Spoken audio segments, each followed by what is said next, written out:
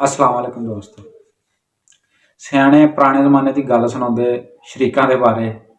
वो बंदा सी एक, उन्हें चिल्ला कट्टना शुरू करता। 12 साल चिल्ला कट्टिया। 12 साल चिल्ला कट्टन तो बाद अल्लाह ने पूछा, दस भी तेनों की चाहिए? कहता जी मालका कुछ नहीं चाहिए।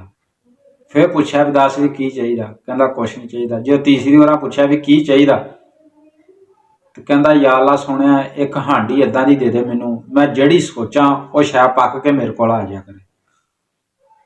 अल्लाह पाक ने वो हांडी दे दी, जा भी मौजा कर। ये काम शुरू हो गया वह, जिहड़ी शै उन्हें सोचनी वो पक के रब वाले आए नहीं वो अगे। वो गल मुख्तसर को को ना जंगल के रिश्तेदार उन्होंने मिलने वास्ते चल गए।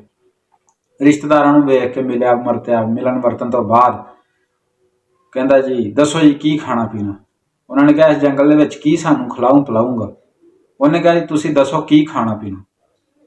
वो बुढ़ी ने बंदे ने कहा भी सानू ना हिरन का गोश्त पक्या कि लियावे दवे ना तो बड़ा मजा आवे। उन्हें कहा यह कि गल है।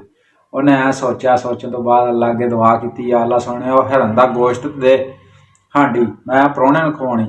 वो भाई हिरन जिहड़ी सी वो पक के आ गई। उन्होंने बंदे बड़े हैरान हुए। उन्होंने कहा यार हवाई चीज़ां तेन तो चीज़ां पहुँचाउंदियां, तू की कीता?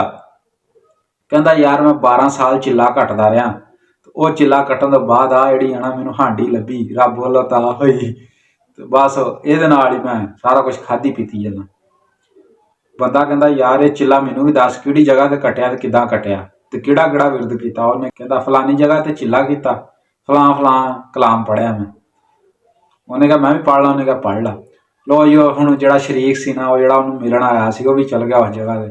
जा उत्थे उन्हें चिल्ला कीता, इबादत करनी शुरू करती, जो भी उन्हें करना सी कीता। करन तो बाद 12 साल बाद उन्होंने भी मालक ने पूछा हाँ भी दस भी बंदिया तू की चाहुंदा? वो चुप। फिर अल्लाह पाक ने पूछा दस भी तू की चाहुंदा? वो कहता इको कुछ ही चाहुंदा वा, जिहड़ी शायद जिहड़ी हांडी मेरे शरीक नूं दित्ती ना वो हांडी उहदे कोलों खोला। गल सुनाउण दा मतलब आ कोई भी इदा शरीक बंदा ना वो चाहुंदा नहीं भी मेरे नाल दा रज के खा लवे, भुख ही नचे।